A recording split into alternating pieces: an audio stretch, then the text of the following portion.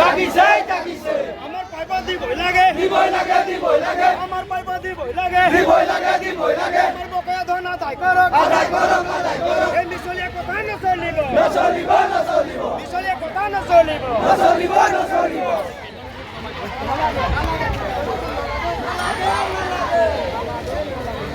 Hello' friend, আজি গোলাঘাটলৈ আহিছিলোঁ। গোলাঘাটত অহাৰ লগে লগে মানে কি দেখিছোঁ, এই বাগানীয়া ভাইসকলৰ কিবা দাবী বোলে চৰকাৰে দিয়া নাই। তো ইলেকশ্যনৰ আগতে দি দিব লাগিছিলে।